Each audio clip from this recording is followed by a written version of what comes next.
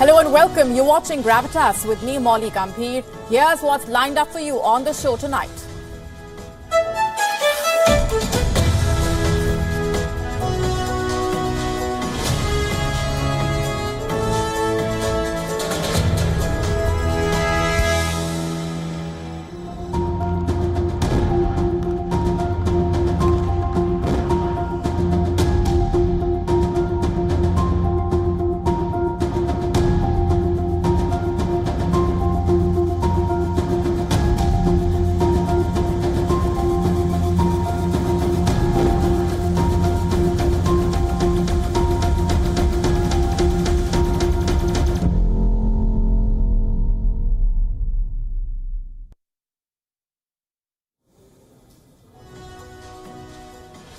Last night on the show, we told you what's happening at the line of actual control. The tensions have escalated after a fresh provocation from China.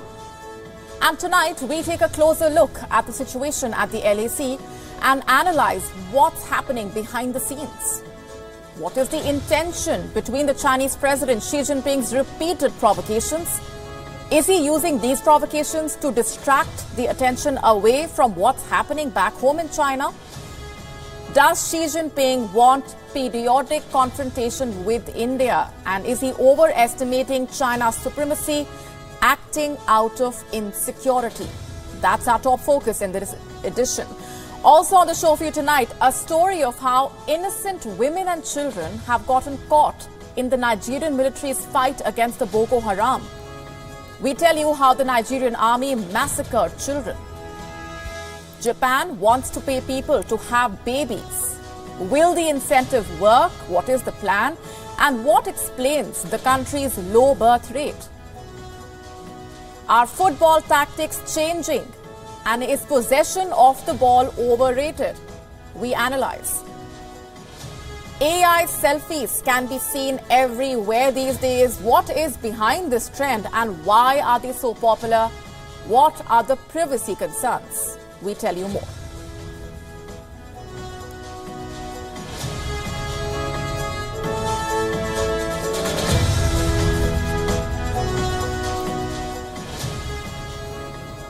We begin the show tonight with updates from the LAC, the line of actual control. Last evening, as we were about to start the show, we got reports of a skirmish there, a tussle between India and China, which unfolded on the 9th of December. By now, you know that this has happened. You know what has happened. The PLA tried transgressing the LAC and attempted to change the status quo. You know where this happened? The Tawang sector in Arunachal Pradesh. And you know what followed? India pushed back the Chinese troops, who then retreated from the area. So tonight on Gravitas, I want to focus on China's motives, its intentions behind this transgression. Also, the agenda behind its repeated provocations. Is this evidence of Xi Jinping's insecurity when he is facing an unprecedented challenge domestically? Is his game of constant confrontation with Taiwan and periodic confrontation with India, is this that game?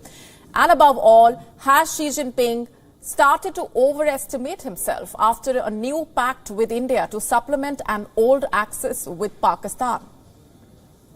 In the next few minutes, we will try and answer these questions. To start with, this wasn't the first such clash. From Doklam to Galwan to Depsang to Pangong So, for the last 2 years now, China has repeatedly engaged in coercive military behavior. And no, these provocations have neither been accidental nor the result of a local commander's initiative. They all seem to be part of a pattern. A pattern to keep the tensions at the border alive. But the question is why? And the answers are several. To start with, these provocations stem from China's expansionist ambitions. You see, as a wannabe world power, China must first be dominant in its neighborhood. It must first make its neighbors acknowledge its primacy, especially India, a country it perceives to be a threat with the potential of being an equal, if not surpassing it as a regional power. And this is mainly because of India's sheer size, also its diplomatic and demographic advantage. You see, unlike China, India has few enemies on the world stage. It is perceived as a trustworthy ally by both the West and the East alike. Secondly, India is on track to surpass China as the next go-to destination for investments, with a talent pool waiting to be tapped into. Simply put, China cannot stand the notion of India having supremacy in South Asia. So then what does it do? It uses an unsettled LAC to keep India's rise in check. This is an adjunct to an older policy of aiding Pakistan to keep India distracted as a perpetual nuisance. And that said, unlike Taiwan, where China wants to be a constant threat, Beijing wants to be a periodic threat to India, meaning it periodically heats up the situation at the border with the underlying aim of keeping India off balance. It wants to keep tensions at the border alive without letting them spill over into a full-fledged conflict. And this begs the question, has Xi Jinping over-calculated himself? Has he overestimated China's supremacy and underestimated India's potential to respond? And if he has, we don't blame him for this. You see, for a long time, India's strategic mindset had been overwhelmingly defensive, especially as far as China was concerned. There was a time when China's superior size, its financial muscle and its military might would weigh heavily on the minds of India's strategic community. And as a result, the political leadership of India was advised to exercise restraint and engage in defensive posturing. The argument was that the cost of being aggressive would be too heavy to bear and might cripple the country. But that is not the case anymore. India no longer blinks when it comes to China. It no longer succumbs to Chinese threats, and it definitely no longer circumspects its dealings with Beijing. It knows it can leverage a few advantages to deliver a lesson or two to the Chinese regime. My point here is simple. India has changed its concept of operating against China from defensive to offensive. Case in point, the repositioning of strike core forces from the west to the east. Also, the rapid infrastructure development along its border with China. They are all aimed at sending the message that India would respond if provoked. And this pretty much explains the growing frequency of Chinese transgressions, especially now, when Xi Jinping is on a weak footing both at home and abroad. Globally, he is facing criticism for his handling of the COVID-19 pandemic, and not to mention the PLA's repeated incursions in South China Sea. Domestically, he is facing criticism over his zero-COVID policy. There are protests raging across the country. They present a serious challenge to his grip on power. So, given such developments, it's only fair to ask, is Xi Jinping acting out of insecurity? Is he using these provocations as a distraction, as a means to project himself as a strong leader? It certainly seems so, because if we go by conventional wisdom, states are more likely to engage in conflict during moments of vulnerability when they are witnessing episodes of domestic unrest or questions on the legitimacy of their control. And isn't this exactly what China is going through? The zero-COVID protests have dented Xi Jinping's image of a strong man. The sight of the protesters breaking through the barricades showing him in a weak spot, to say the least. So what does he do? He provokes India to refurbish his image and give the state media a chance to sing praises of him and project India as the weaker nation. But the only difference this time is that nobody is buying their bluff.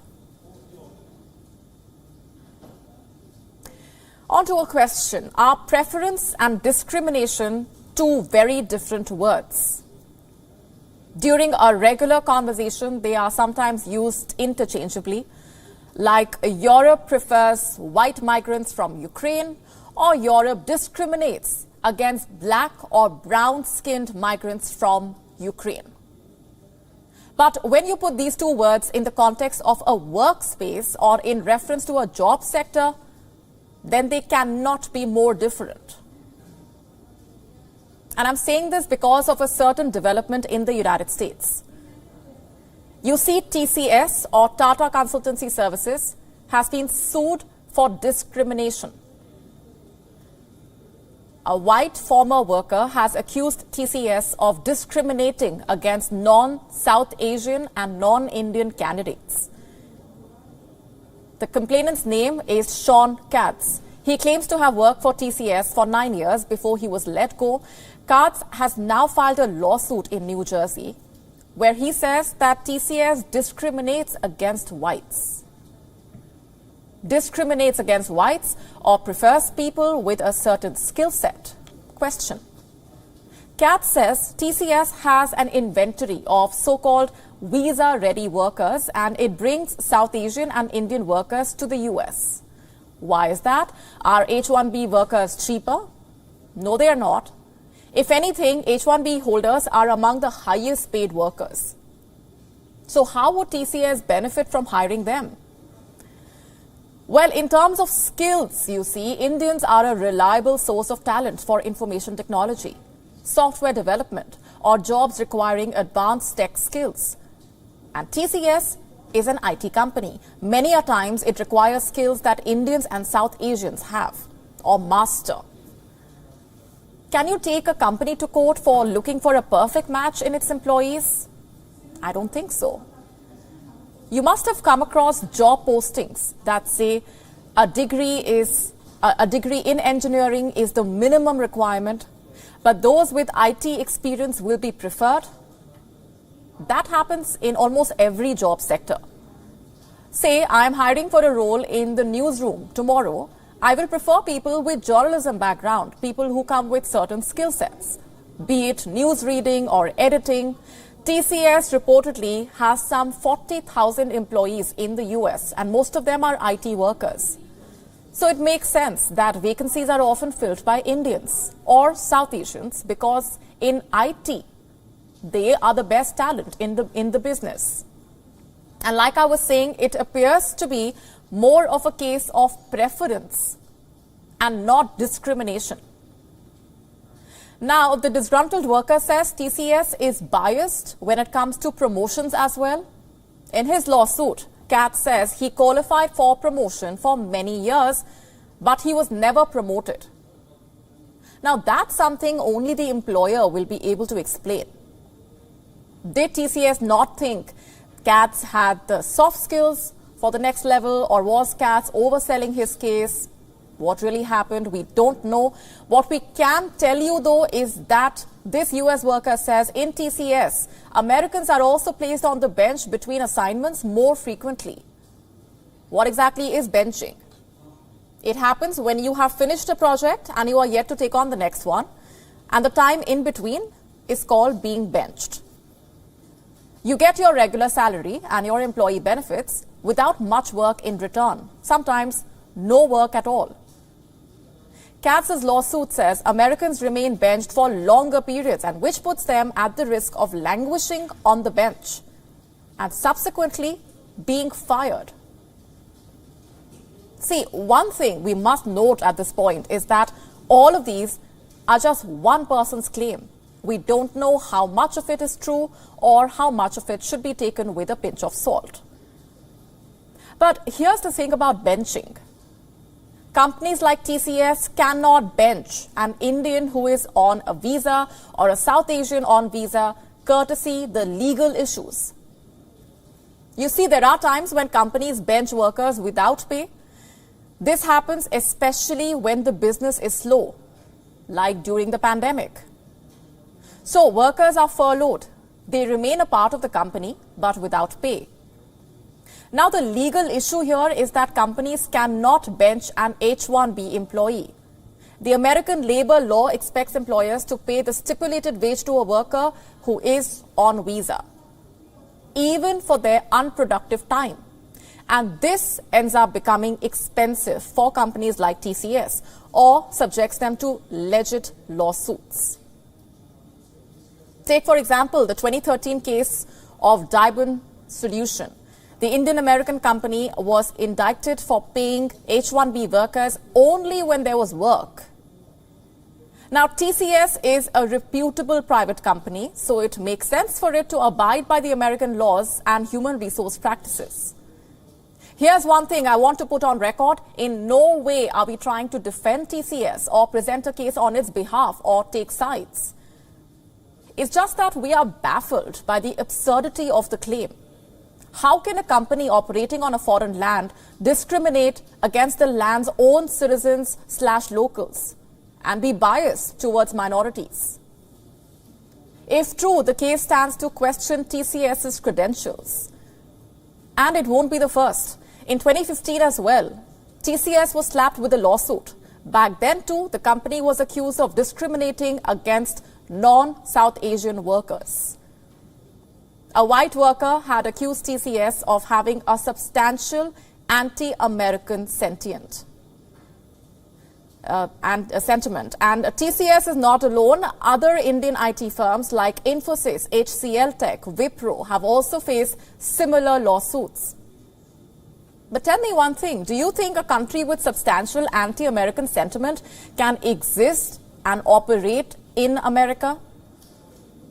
TCS has survived Donald Trump's America, also his order of buy American and hire American. Also think about it. Which company will hire a candidate who needs an H-1B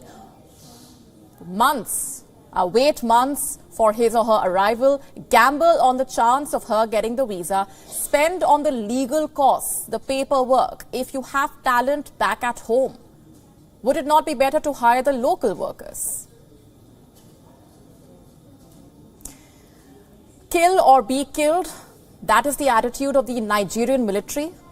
And the so-called killers here, according to the Nigerian military, are children who have been signed off as insurgents. No, the military did not conduct investigations to come to this conclusion. The only reason for that label is the children come from the bloodline of the militant group Boko Haram. Many are the result of rapes. Those who could not be eliminated in their mother's wombs are massacred later. Our next report telling you more.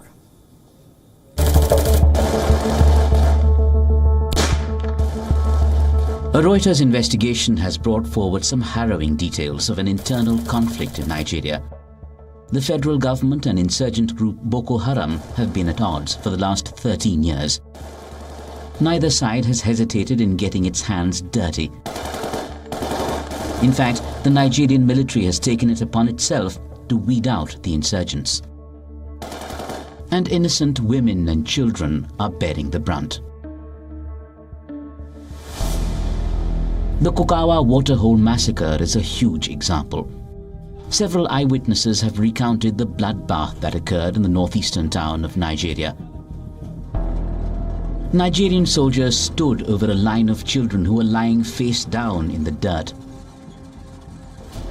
They wailed for their mothers, with several adults also lying down nearby, including women with infants tied to their backs. Their cries were cut short with bullets. At least 10 children and several adults were shot dead at the waterhole that day. And when the job was done, they were pushed into a pre-dug grave. You know, we're given orders. We were given the order. We went from house to house and gathered the children and we brought them.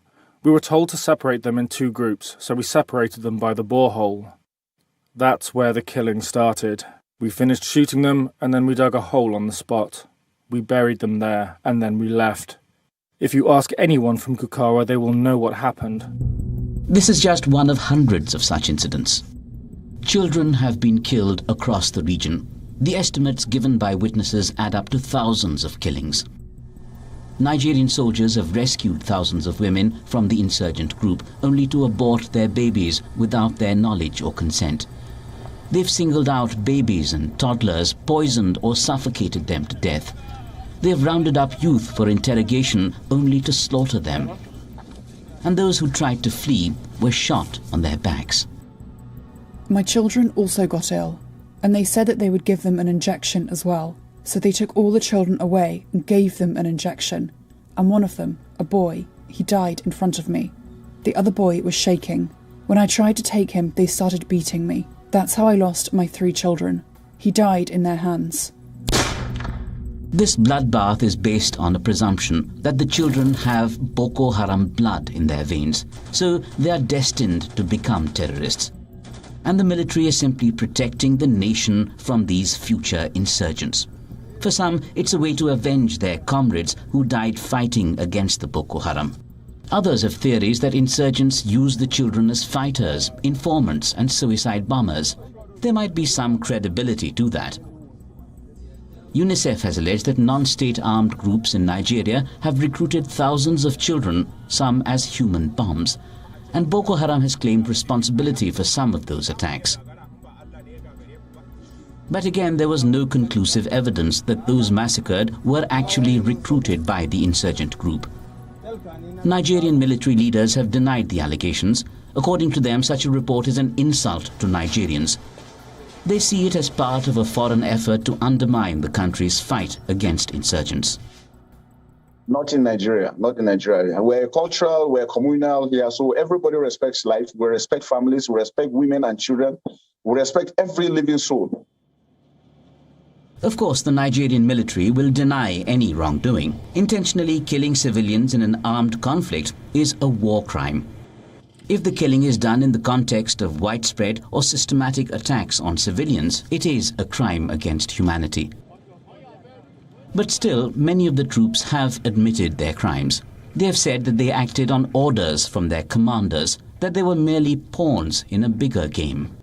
It eats away at me. It really troubles me. But I'm nobody. Even at work, I'm nobody. I have no voice to speak out, and that's why I leave it all to God.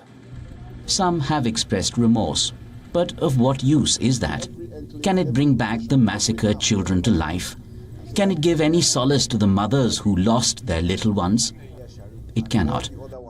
So for how long do innocents need to suffer, and how many more need to die for this bloodbath to end?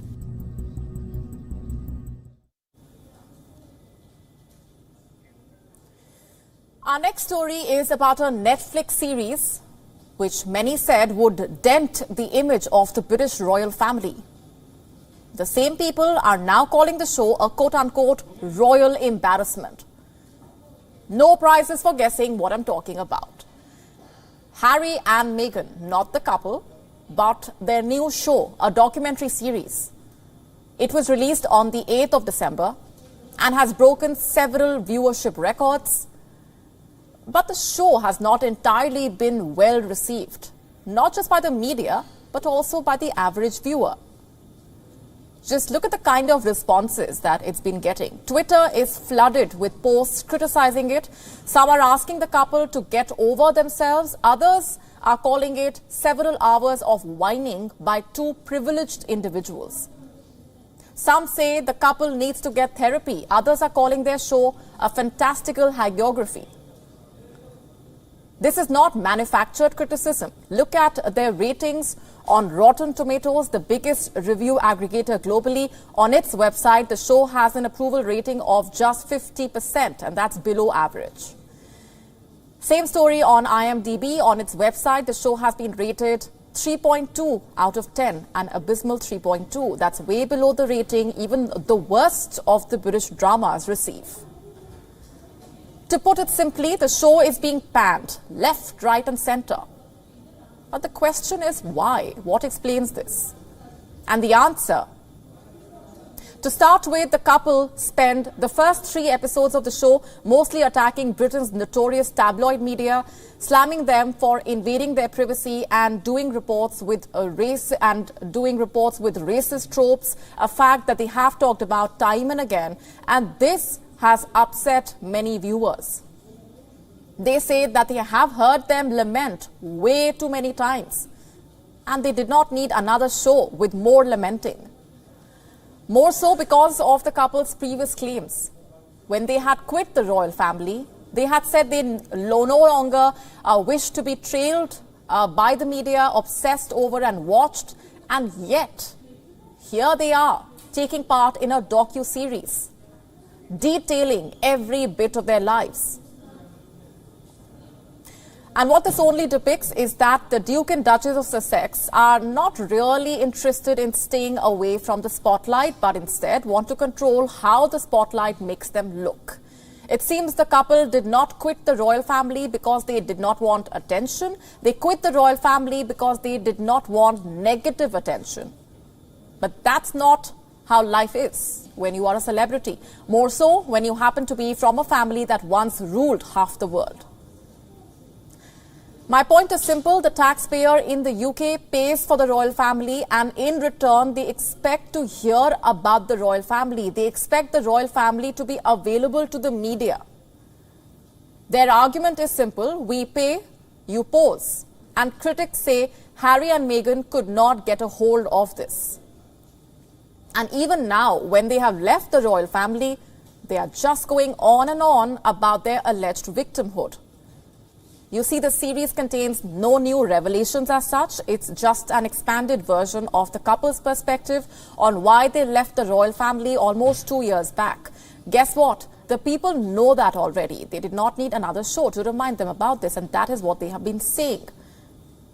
This Netflix series captures the couple's inability to see how good they have it. They are not living any ordinary life. Their life is of wealth and privilege, according to many, and they are taking flights across the Atlantic every month. They are being invited to luxury galas every now and then.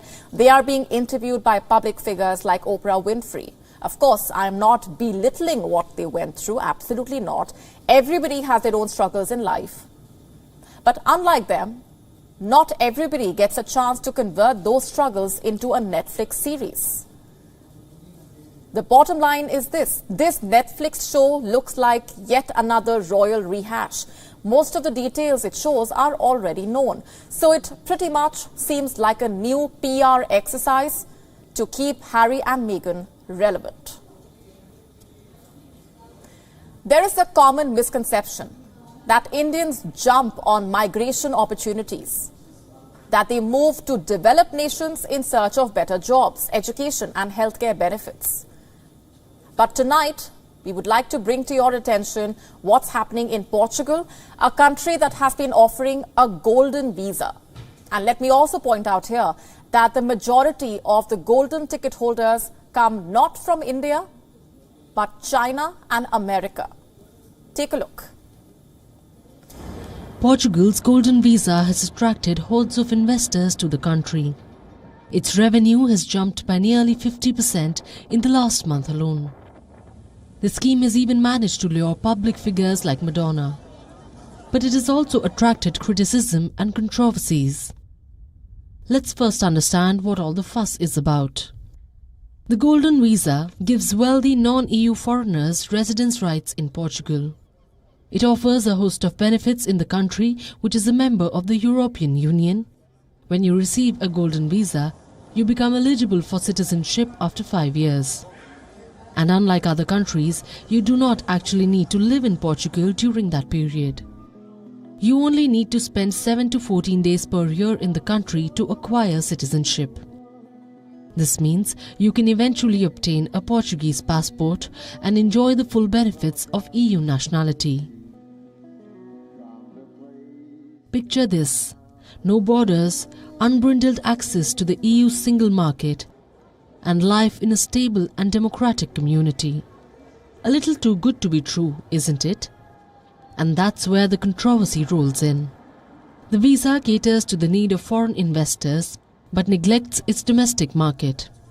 It has been heavily criticized at home for sending house prices and rents up. To apply, non-EU nationals need to make a significant investment in Portugal, such as buying real estate worth $500,000 or make an investment of at least $280,000. The scheme has attracted almost $7 billion in investments over the past decade. But on the other hand, it has also made the situation tougher for local investors who have to compete against foreign and wealthier business tycoons. Most of the investments come mainly from China, followed by Brazil and Turkey. But now, the United States is poised to surpass them for the first time, and contrary to the popular opinion of Indians being keen on migration. In October, 15 golden visas were reportedly granted to China, 12 to the United States and only 5 to India. The golden visa, however, now faces threats of suspension. The European Commission has called for the end of such national programs. This triggers further questions. Several European members like Greece, Italy and Spain offer such visa programs themselves. But why the naysay for Portugal? Now this brings us to the United Kingdom. The country scrapped its golden visas earlier this year in February. This was due to the concerns about the inflow of illicit Russian money when the war broke out in Ukraine. Is that what Portugal is worried about? Portuguese Prime Minister António Costa says that he will evaluate the scheme. He believes that the scheme has already fulfilled its role and that it is no longer justified to continue with it. The impetus for this decision seems to be the possible security risks, especially because a war is raging in Europe. Bureau Report, WION World is One.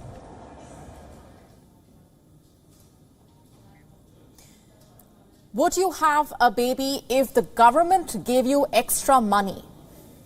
I know that sounds like an odd question, but Japan is hoping that people in the country will respond positively. Here's what I'm talking about. Japan's Ministry of Health, Labour and Welfare is hoping that the promise of some more money will help people add a child to their family.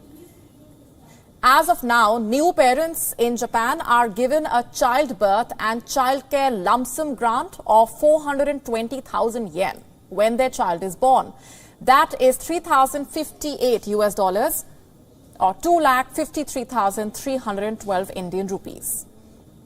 The Health, Labour and Welfare Minister, Katsunobu Kato, wants to increase that amount to 500,000 yen. That is $3,639 or 3,01,559 Indian rupees. The increase in the grant amount being 80,000 yen. How much is that? 48,202 Indian rupees or $582. That's the rise, the increase that is being considered. Is that really enough to convince people to have a baby, to change their mind? Well, last week, the minister met the Japanese Prime Minister Fumio Kishida to discuss the proposal. It is expected to be approved and put into effect for the 2023 fiscal year, which starts in the spring. But again, is the incentive even good enough? And will it be effective? Here's the thing. According to Mainichi Shimbun, one of the major newspapers in Japan, the nationwide average for delivery costs is approximately 473,000 yen. So even if the grant amount is increased to 500,000 yen, just for the sake of understanding how it would work out for new parents, on average, less than 30,000 yen will be left over to support the child after the childbirth process is completed and the parents return home from the hospital. Less than 30,000 yen. That is just $218 or 18,087 Indian rupees. Now, while some extra cash is always helpful, and one of the main reasons people do not want to have children in Japan has been the financial factor, is this a good enough incentive? Well, if it does happen, it would be the highest jump in the grant amount. But why is this move even being considered? Because of the country's declining birth rate. You see, Japan has been trying to find a way out. It wants people to have more babies. The country's birth rate has been declining for a long time, and then came COVID-19. What was the result? According to the government data released last year, Japan had the fewest births in more than a century. And there have been concerns over the long-term implications of the population decline.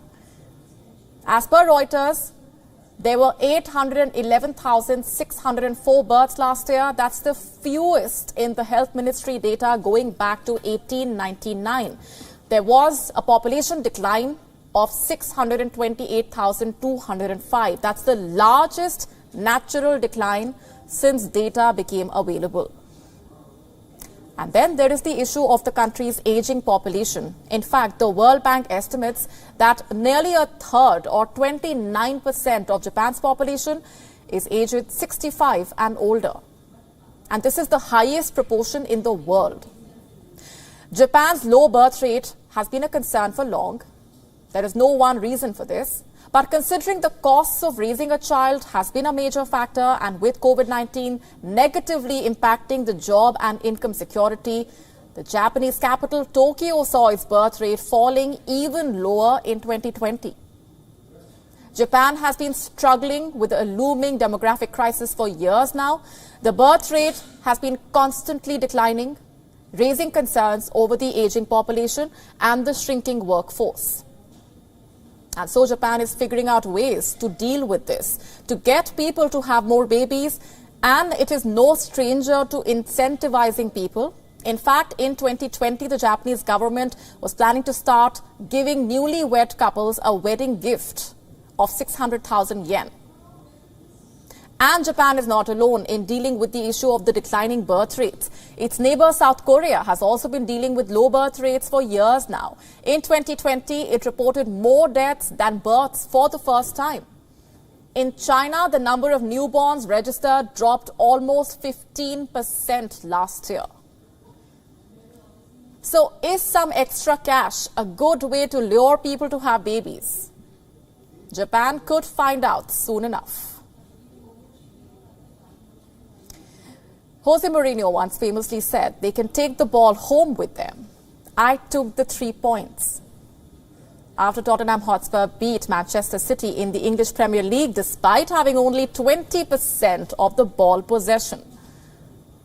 Now, ball possession has been a topic of debate for years now, with the football purists inclined towards it being an essential aspect of the game.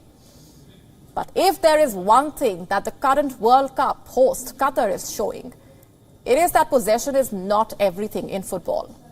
Qatar World Cup has already seen a number of upsets. And in those matches, the so-called minnows emerged victorious. And that's right, with less possession. In fact, Saudi Arabia, that caused a seismic shock in the early stages of the World Cup, beat two-time champions Argentina with just 31% of ball possession. Four-time champions Germany were then at the wrong end of the result, and they lost their opening match against Japan despite having 74% of the ball possession. And these are numbers that would make a Pep Guardiola break out into a cold sweat. Well, it did actually. Japan's 18% possession in their shock 2-1 win over Spain is the lowest a winning term has recorded in a World Cup match since 1966. Now let's talk about Morocco, the surprise package of the Qatar World Cup.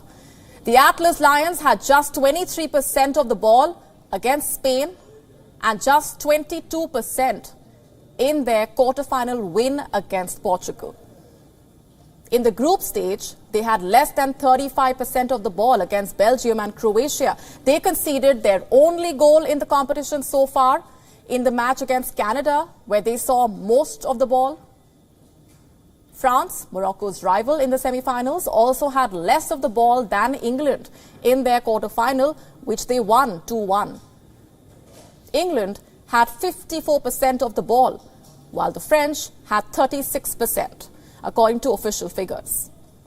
And in the other quarterfinal between Argentina and the Netherlands, the Dutch could only fight their way back into the game after they abandoned their passing system and began hitting long balls. Well, if 2008 was the birth of possession football, 2022 was the confirmation of its death. Tournament football has slowly become more about the result, and we have seen teams playing ugly and getting the job done. And some believe that is how it should be. And we are not advocating against tiki-taka or possession-based football.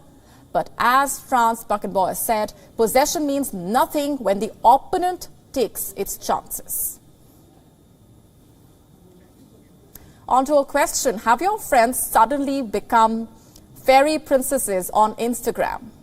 From Renaissance paintings to space traveling, the social media platform is being ruled by all sorts of selfies, courtesy the Lensa AI app. The artificial intelligence application has been painting colorful canvases and colorful controversies.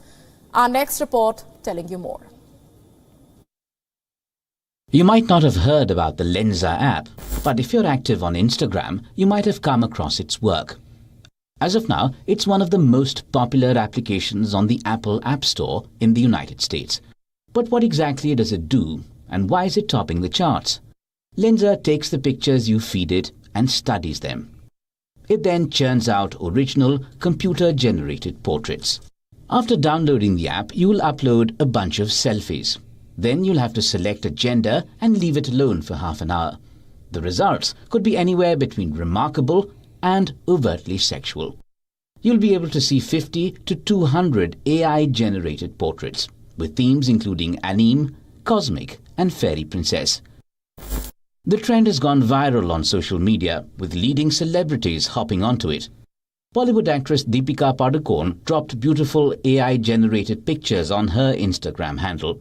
While they wooed most of the fans, they also attracted criticism for the star.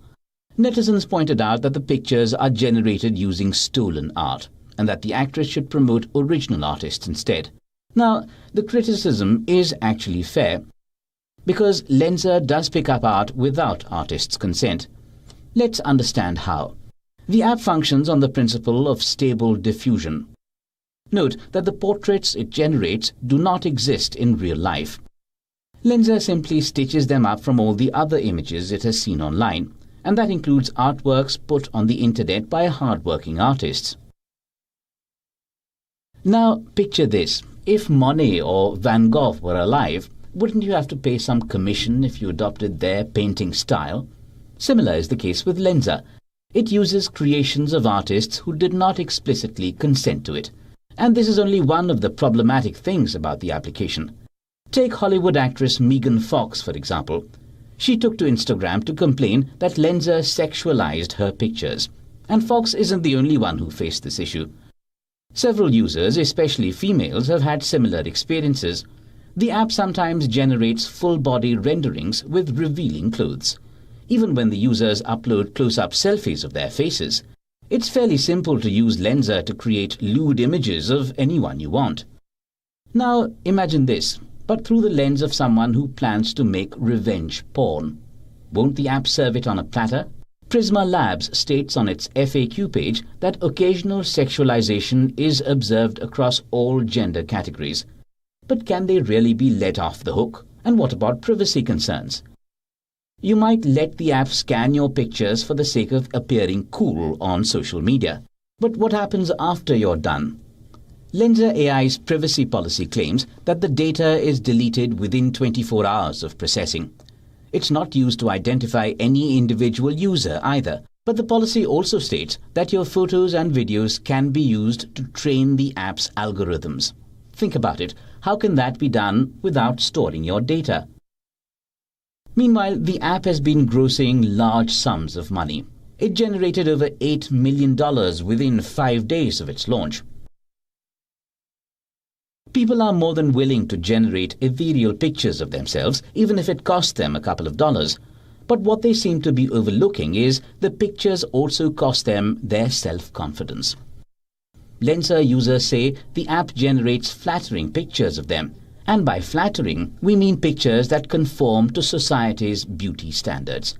The AI app slims down people's faces and necks. It makes your skin lighter and brighter without any flaws. Why would someone who's dark or plump want to look at an idealized version that doesn't even resemble them? So think before you jump on this trend. It might take a toll on you in more ways than you realize. Bureau Report, WION World is One. Time now to tell you what else made news around the world. Time for Gravitas Global Headlines. The European Parliament's political groups vote to strip Eva Kaili of her role as Vice President over a major corruption scandal, as her lawyer says she denied any wrongdoing. China tells its nationals to leave Afghanistan after a deadly attack on a Kabul hotel popular with Chinese business people. Hong Kong lifts COVID restrictions on incoming travellers, ends the 0+3 regime. Those coming into the city who test negative will no longer receive an amber health code and can move around freely. China files a dispute with the World Trade Organization over US restrictions on chip exports, accuses Washington of threatening global supply chains. The Indian Commerce and Industry Minister Piyush Goyal and his UK counterpart reviewed the progress of talks for the proposed free trade agreement between the nations. The UK Trade Secretary is in New Delhi to kickstart the 6th round of free trade agreement negotiations and hold bilateral talks with Goyal. Slovakia's minority government is at a risk of falling as another independent lawmaker announces her intention to vote against it in a confidence vote. Rush hour commuters in the UK face a battle to get to work as thousands of rail workers launch a 2-day strike as part of a wave of industrial action planned for the festive period. BTS star Jin starts his mandatory South Korean military service. He is the first member of the band to enlist for military duty and begins 5 weeks of training today. Ferrari have appointed Frenchman Frédéric Vasseur as Formula One team principal and general manager. The 54-year-old replaces Matteo Binotto, who resigned last month. France captain Hugo Lloris has revealed that he texted England counterpart and club teammate Harry Kane after the latter missed a decisive penalty in England's 1-2 quarter-final loss against France in the quarter-final. On that note, it's a wrap on this edition of Gravitas, leaving you with Gravitas Images. Thanks very much for watching.